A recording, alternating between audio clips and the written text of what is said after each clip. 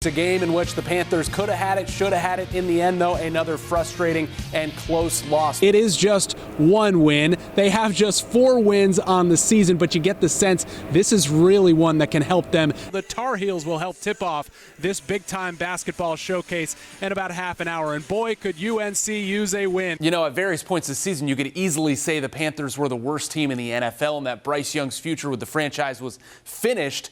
And now we're rethinking all of that. He was learning on that job before he got to come and start this one, right? Charles Lee gets to his new city. And to say that this hire was a big swing would be a massive understatement. This was really a moonshot. He is lauded for his work turning around the careers of Geno Smith and Baker Mayfield. He entered Friday with a 3-stroke lead. That's the largest lead after 18 holes in this event's history. Well, they got it done on the road. Now they got to get it done at home. This is such a special moment for this city, this franchise, this fan base. Kyle Larson in that 5 car does not need directions to this spot on the track. Larson winning his 2nd career Bank of America Roval 400. Now that's a combined 25 seasons in the NFL of catching passes. So who's going to catch Bryce Young's passes now? You know, at various points this season, you could easily say the Panthers were the worst team in the NFL and that Bryce Young's future with the franchise was finished. And now we're rethinking all of that. What a scene at Allianz Arena in Munich. First Panthers game in Germany. Thousands of fans making the trip to see it. We know there's already a big contingent of Carolina fans that already live in Germany. And they were seeing Bryce Young try and hold on to that starting job. 3rd straight start Sunday, coming off a win and showing more progress. Definitely moves around the pocket, finds rookie tight end JT Sanders. Panthers up 10-0 at halftime. Second half, look at Bryce let it loose with the legs. 24-yard scramble while we were home eating our scrambled eggs. Run, Bryce, run, and have a little fun while you're at it. That led to the Chuba Hubbard touchdown to put the Panthers back up 10. Hubbard had already earned his new contract this week. It paid off for the Panthers. He went for a career-high $153. Giants came back, sent it to OT. Their ball first. They give it right back. Dunka, says Bryce. Eddie Pinheiro cashes in. The Panthers have won 2 in a row. And here's what that felt like in the locker room. All I gotta say is this. Some crowds roar. The Quail Hollow crowd roars, as in Rory McIlroy. Roars winning the Wells Fargo Championship is by now a Charlotte tradition. McIlroy entered the day 1 stroke behind Xander Schauffele, who entered the weekend with the largest 2-day lead in tournament history. But McIlroy is innately comfortable at Quail Hollow Club, and he went on a run for the ages. From holes 8 to 15, McIlroy went 8 under. That stretch included 4 birdies and 2 remarkable eagles at 10 and 15. So Rory went from down 1 stroke to up 7 strokes. Now, he messed around with a double bogey on 18, perhaps for fun, and he still won the Wells Fargo Championship for the 4th time. 20-year-old me playing in this tournament for the first time. And hopefully tonight we are talking about key plays to a Panthers victory in Germany. But right now, let's talk about key players. These are the key players that Bryce Young thought he was going to rely on to catch passes all season. But in the last week or so, Deontay Johnson and Jonathan Mingo have both been traded.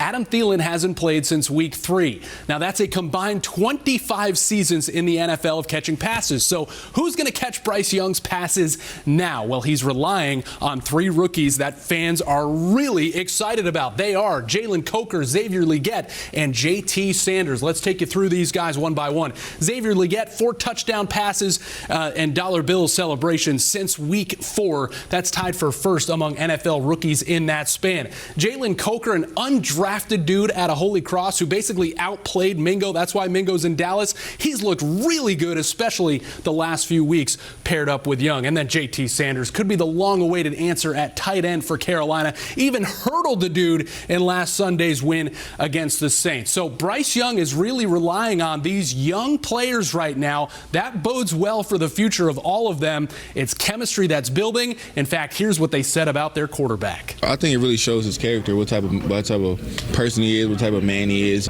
Vanessa, we just got done talking to running back Chuba Hubbard in the locker room, and of that fumble here on this field in overtime in that loss against the Buccaneers a couple couple of weeks ago, he said, "I was over it, but it was in the back of my mind." He's completely erased it for himself, this team, and these fans here at home now after scampering into the end zone to walk off against the Arizona Cardinals in overtime as Carolina breaks through. They've battled so hard in these tight games. They finally get a win out of one of them once again. And he had over 150 yards. We heard a lot of energy from this crowd in this victory. Here's what Dave Canales said after the game, because they talked all week about winning the final home game.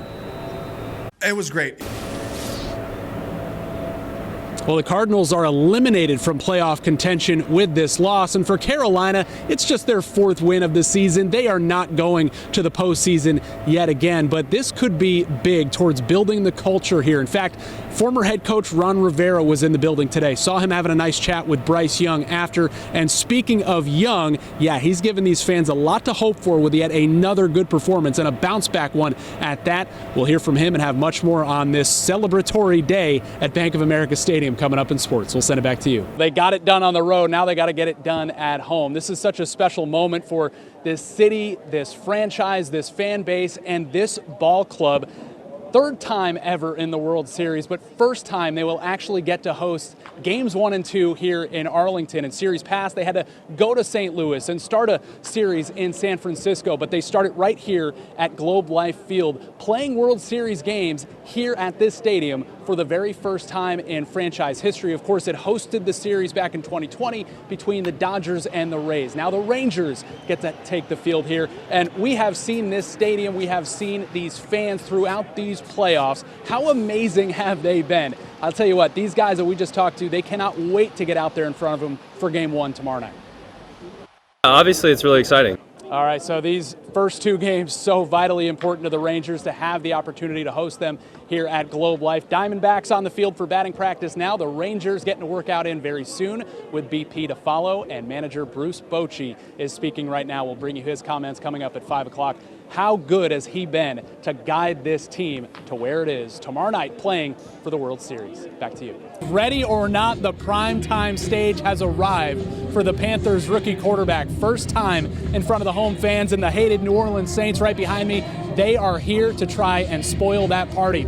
Let's go back to Young's debut last week in Atlanta. It wasn't all bad. There were good moments, but there were moments he would like to have back, throws he would like to have back, like the 2 that were intercepted by the same Atlanta player on basically the same throw. And of course, the loss. He wants that back too and wants to make up for it tonight. But this week at practice, Young was his even keel self, letting week 1 roll off of his back and getting ready for tonight's primetime game against a division rival, a spotlight not only put on Young, but his teammates too.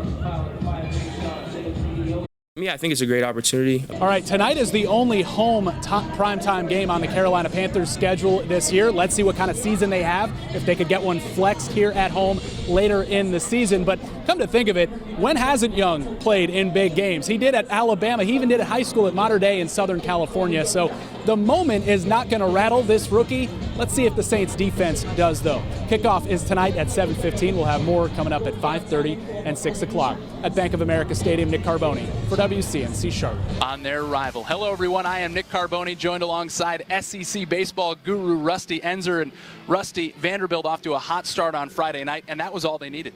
Yeah, Nick. Andy Cox takes his set on the mound. Struck him out. Tennessee takes the game. Tennessee takes the series.